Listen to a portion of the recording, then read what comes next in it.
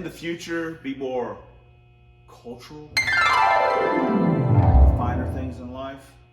Honestly, I'm kidding. You know we are not cultured, and you definitely know we ain't got the finer things in life.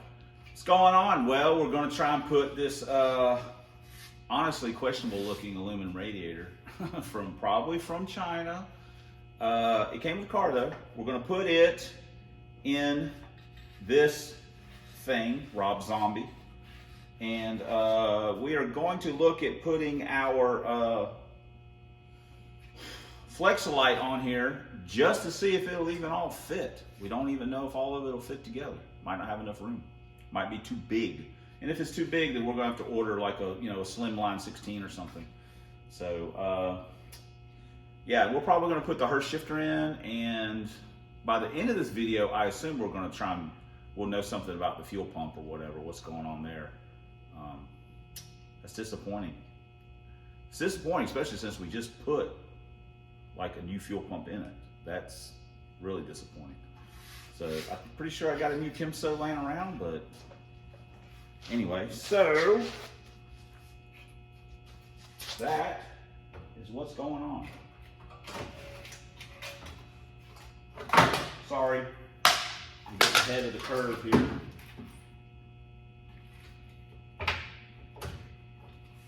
Ahead of the curve. Oh yeah, we might be good to go here. So, okay.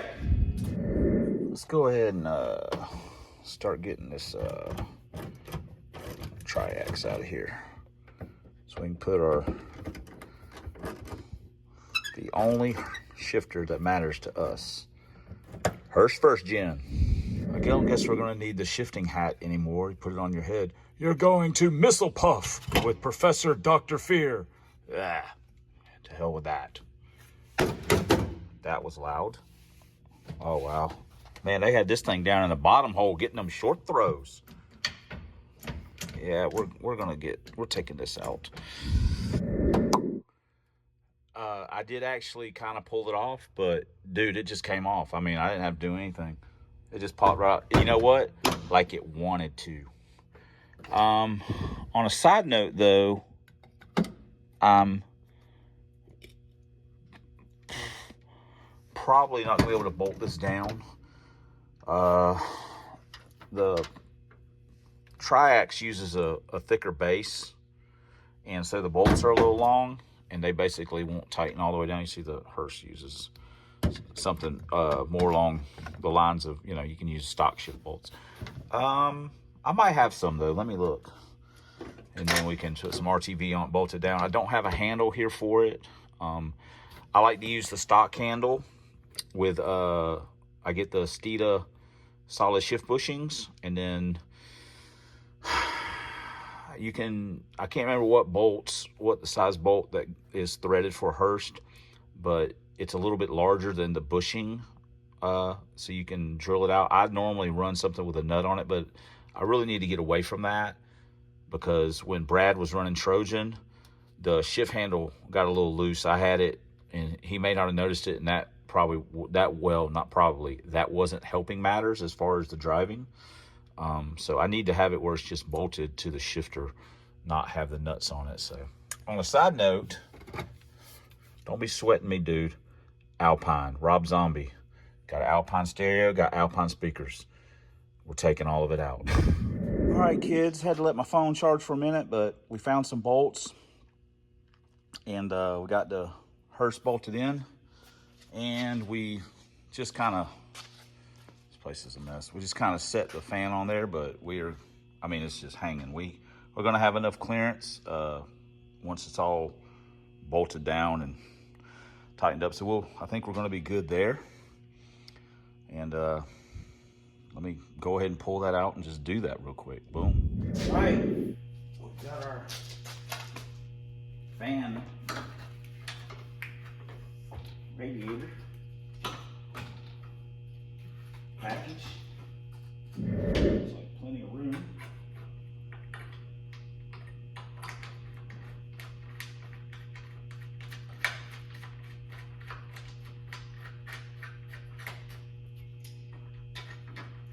This thing's starting to look like a car.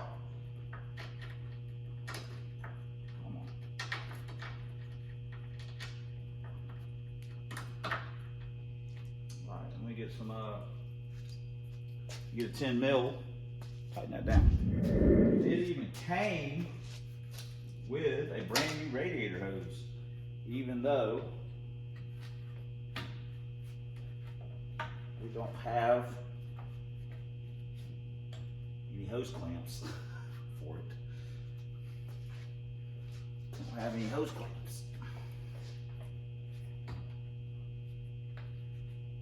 Came with a brand new upper as well, but we didn't. No use chopping up the other one, so.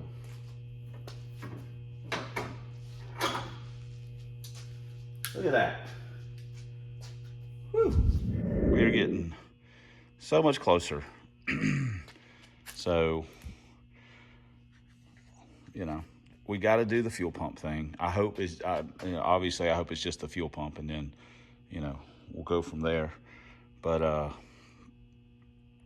the blower makes noises. I don't know what it is. I kind of like this car, I guess because it's just garbage. It's got a garbage blower. It's the garbage year of motor. It's just, the car's garbage. I don't know why I keep, you know, just like, today I've just been like, man, I'm working on this car, So we're getting closer. I mean, we're getting closer. So, oh, one other thing, our fuel pump is toast. We have a brand new Kimso. And for the record, I think a subscriber sent me this. I'm pretty sure they did. And man, I can't not remember who it was, but if you're watching, you know you sent it. It came with some other stuff, and I'm just trying to remember who sent it to me. It's been a while. It's probably been a couple years, but I appreciate it. We're fixing to use it right here, I think. We had lunch at Fusakli's, so, but that was in another video. So anyway, let's keep on keeping on, guys. Well, I mean, honestly, I'm gonna call it quits for the day, I think, and then, but we'll pick up in the next clip. How about that? All right, guys, just got off work. Got the fuel pressure gauge. Got a little, oh yeah. Yeah, bam. Just a little, just to get us going. So let me screw this dude in and see what it says. If it's a fuel pump, that's gonna suck, but we got one. Battery's on. We see now it sounds normal. It was sounding rough the other day, all gravelly. Huh. Let me make sure it's not leaking.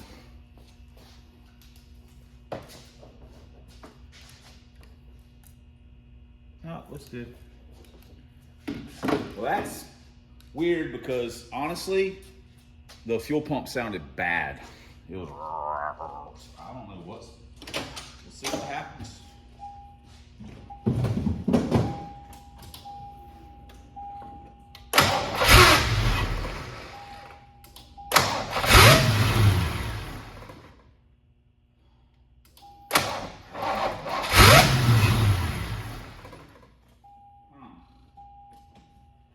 Well, that's troublesome. Good news, bad news. The fuel pump's not, it could actually be the ignition switch. Because we didn't actually change it. We zip tied it, so it could be that. Could need a new one. Got no spark, so we might have a bad T-5 module, or it could be a bad distributor.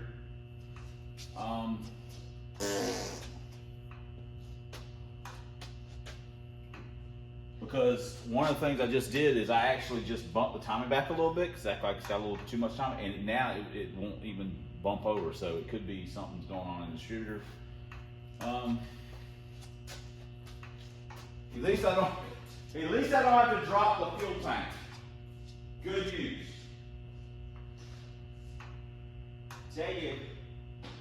Tell you what we need to do is drop this EFI off and put us a You know, I know. We had $1 million, we put Holly on it, but you know, then it'd be like Oprah, you get Holly, you get Holly, you get Holly, you get Holly. Ugh. Be all right. It's cheaper to say you get a carburetor, you get a carburetor, you get a carburetor. All right. Distributor's the easiest thing, so I can just I'm sure I've got one laying around here somewhere. Anyway, I think I do. Well, there's one right here in this car. All right, let me look around. The rotor button looks really bad. This cap looks terrible, honestly. Probably not the problem, but it just doesn't look good anyway. But when I looked in Teresa's car, I did find that I had shifter with bush, so I can go ahead and put this in here and everything will be beautiful, at least for the moment. So let me put this in real quick, and then let me find we'll start looking at this stuff. All right, guys, after hooning around with it for a little bit and doing everything besides actually finding out what the problem is, until, you know, I am self-admittedly a moron and hard-headed. I always think that when there's a problem, it's always something besides the actual problem. It's the ignition switch. I mean, we do have another issue though, technically speaking. This thing has an amazing amount of fuel pressure. I mean, right now the gauge is sitting at like 68. So probably got maybe a bad regulator stuck. I tried tapping on it. So that's probably not helping with our the way it's been running a little bit, and the way it's been, you know, acting a little rich stuff. So you know, changing, we don't, gosh, dang it, I should have, oh gosh, I'm not even smart enough for my own good. What I should have done is, next time I make a Summit order, I gotta order some intake, some upper to lower gaskets for this thing. Because taking the upper off is a pain because we don't have a gasket for it. And I hate just ordering, hey, I need something, I don't know. I can change the regulator without technically taking the upper off. It's just not any fun. But yeah, so we need an ignition switch. That's the problem. I finagled around with it enough to where I could keep it like going, and I was like, okay, I'm an idiot. That's, you know, we all know that. There's no need to talk about it. I mean, you would think, technically speaking, that I've got an ignition switch laying around here somewhere. I need a fresh one. I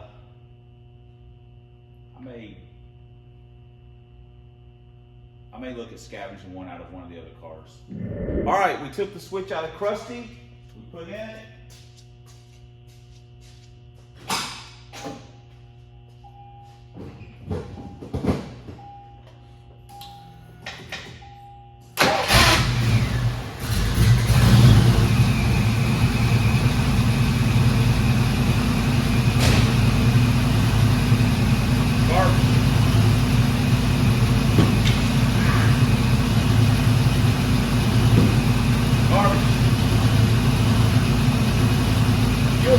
Garbage too.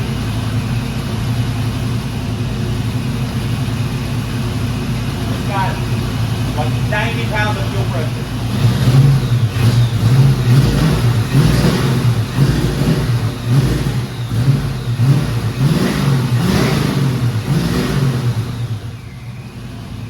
When it's running,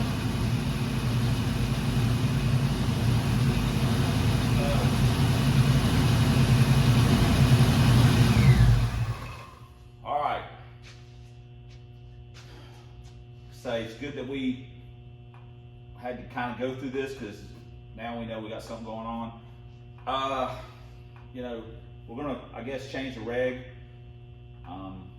That's technically not the easiest thing, but we're gonna do that.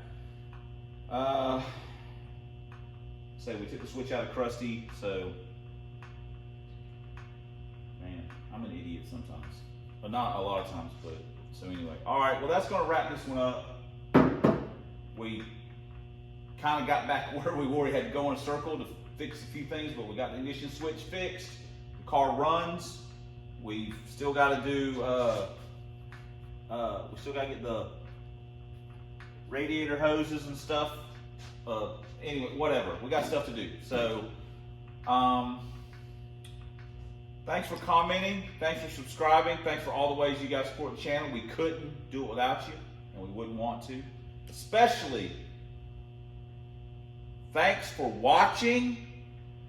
And until next time on the Substandard Leader and Fox Body videos on this here man's YouTube, 1 year only Lincolns, Ford drag vans, zombie Mustangs, and as always, fight the good fight against Dr. Fear. We'll see you guys in the next video. Why you gotta do me like this, Rob? Why you gotta do me like this?